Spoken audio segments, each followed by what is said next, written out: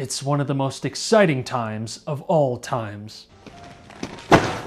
Pizza time. That's right, it's time to make some pizza, specifically Neapolitan pizza. And to get started with that, we're gonna need a pizza stone. This guy right here is my pizza stone. There are many like it, but this one is mine. And this will get us about as close as we can possibly get towards a commercial style pizza oven with just using a home oven. So with that said, let's get started. First things first, we gotta put the pizza stone in the oven, and then we're gonna crank up the oven as high as it can possibly go, which for me is 550 degrees, and I'm using a convection setting. We're gonna let that preheat for at least an hour. We'll then get our ingredients ready and go ahead and start making our dough. I do that by taking a couple cups of water, and this is at pretty much room temperature. Try to do kind of a lukewarm water because we're going to be proving our yeast, and this will be enough for about 4 pizzas. So go ahead and add the yeast to the water. Did about 2 1/4 tablespoons or so, or it was more like 3, I'd say, based on watching this video again. And we'll add about 1/4 teaspoon of sugar to that just so the yeast has something to eat in the meantime. We'll set that aside for 10 minutes or so, and while that's happening, we can get our sauce going.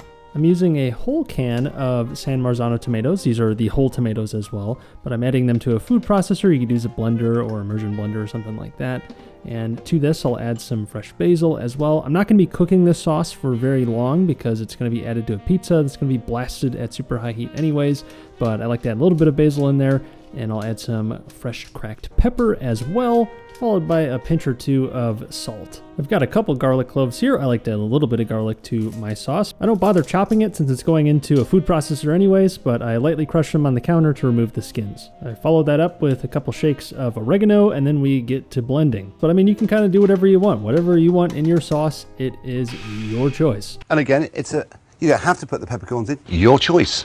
It shouldn't take very long to get a pretty smooth consistency. I mean, it depends on what you want. If you want a chunkier sauce, then don't blend it as long. You could even crush it with a wooden spoon or something if you really want to do that. But for pizza, it's definitely a lot easier when the sauce is at least pretty smooth. I'll add a little olive oil to the pan that we'll use to cook out the sauce. Add the sauce to the pan, and you can actually rinse out the food processor with a little bit of water. It's going to probably get reduced away anyways. Just make sure you don't leave any of the good stuff behind. Then I'm going to cook this on low, so I'm not really trying to power boil this away because you really don't need to cook pizza sauce down very much at all. If at all, you can actually put it on raw if you want to. I like to add a little bit more of kind of that roasted flavor in there, so I like to cook it out a bit. Now, silly me, forgot to turn the camera back on, but before this, I added a couple cups of bread flour, or strong flour as the Europeans call it, to the water and yeast mixture, as well as a couple twists of salt. Ended up being about 2.5 cups of flour at this point. And because I'm a married man and had a wedding, I received this stand mixer, which is a must for any wedding registry. It's not necessary by any means, but it makes incorporating the water and the flour together a lot easier.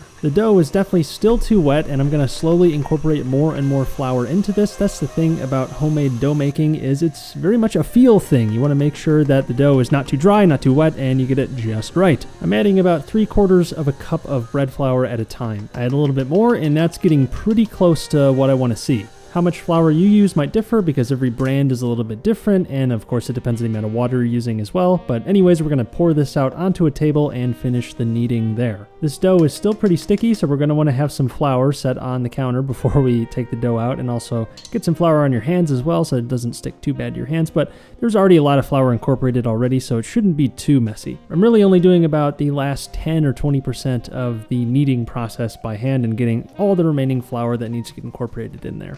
And by using my hands, I can get the feel just right. It takes a little bit of practice to figure out what the right consistency is, but you want something that's still soft and malleable, but has a bit of spring to it since you're developing all this gluten by kneading it this whole time. And then after incorporating an additional about 1/2 cup or so of flour, this dough is looking ready to go, and it's time to let it rise. I tend to just add a little bit of olive oil to the same bowl that we were using before, and I put the dough in there, go ahead and cover it with a damp cloth, and then you want to let that rise for at least a half hour, preferably an hour or more, and you can even do it overnight in the fridge or something like that to get a longer sort of ferment going, but we don't have a lot of time here. I want to eat dinner soon.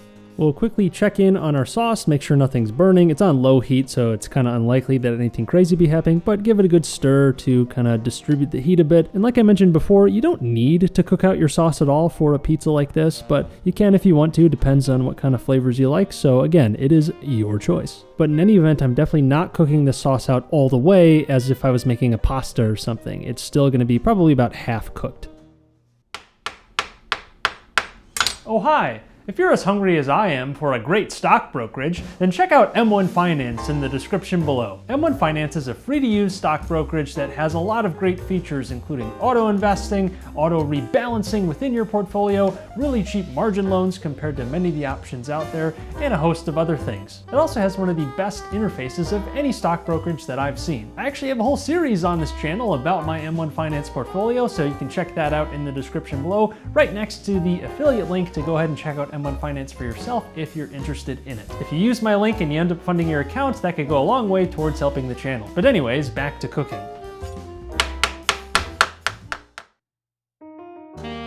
Because I had to wait a while, I went ahead and did some billable work upstairs before I came back down to lay out the dough onto the counter and made sure to flour it liberally so that it wouldn't stick too bad to the counter. And then I cut it into 4 nearly equally sized pieces, which will make 4 pizzas. And once I'm done cutting those, I'll go ahead and lay them out so that they have a few minutes to prove and sort of puff up a bit again. And through the magic of editing, you'll see that happen in 3, 2, 1. You can put the extras in the fridge if you want to use them later, or if you're making a big batch of pizzas, then you can obviously make them now. But I'll go ahead and take one of the dough circles and put it onto this pizza peel, which I'm first dusting with semolina flour, though you can use something like cornmeal as well. Just you want something that will allow the pizza to slide off the pizza peel without sticking to it. I like to press the dough ball in the middle so that it kind of picks up some of that semolina flour on the bottom, but being careful to kind of leave a crust. Then I'm going to pick it up and let gravity do the work. If the dough is the right consistency, it's soft enough, gravity should be able to kind of stretch the pizza out for you. If you're really fancy, I guess you could spin it in the air like a proper Italian, but I don't know how to do that. Plus it seems like it would be a mess. And you're going to want to get this as thin as you possibly can get it in the middle, without tearing it, of course, and it'll almost be translucent in parts where you can actually almost see through the dough. It's going to be that thin. So long as you don't overdo it on the toppings, then it should be all right and it should hold up. I spent a little time making the dough a little bit more circular so it looks nicer. I added a bit of extra semolina flour in a few places, and then I give the whole thing a little bit of a shake to make sure that it's not sticking anywhere. Now it's time to introduce our dough to the sauce. Now you want to be careful not to put too much sauce on the dough. It can be tempting, especially if you made the sauce yourself. It tastes great, but you don't want to drown the pizza in sauce, otherwise it might be very soggy and it won't cook properly. But after the sauce, I distribute some fresh basil all over the pizza. Again, not putting too much on here. Want to leave some space between all the ingredients. And then after the basil, I'll go ahead and add some fresh mozzarella. And now technically you're supposed to use buffalo mozzarella. I don't have that. I'm just using normal fresh mozzarella right now. You could leave it like this, but I'm going to go ahead and add some prosciutto on top. It'll be really nice when it crisps up in the oven a bit. Again, trying not to overcrowd the pizza. Then I add some fresh ground pepper on top. Before I do some last second adjustments, try to get some more of the cheese exposed so that it gets a little bit of browning action. I'll turn the broiler on at the end. And now we're ready for the oven. Now because the pizza is thin and the oven is so hot, we really don't need to spend a lot of time in here, so it's only going to be a few minutes. Got to keep an eye on it. Every oven is different. But because we're using the pizza stone, that is holding a ton of heat. We've been preheating this oven for well over an hour in this case, so it is very hot in there and the pizza stone is fully heated up. And I like to turn the broiler on for the last minute or two just to get a little bit of extra browning on top, so you can do that as well. All right, we're almost there. Now, while the pizza is still ripping hot, we're going to take some arugula and sprinkle that on top. It's a common move with prosciutto to add some arugula on top. And now, ain't that a sight? And not half bad for a home-cooked pizza, if I do say so myself. And my goodness, it smells wonderful in here. Pizza time. If you want one of these fancy pizza cutters, you can go ahead and check out my Amazon affiliate link in the description. The crust is crispy yet airy, the toppings are fresh and vibrant. It all comes together really nicely in the way that just about only pizza can. But above all, happy wife, happy life.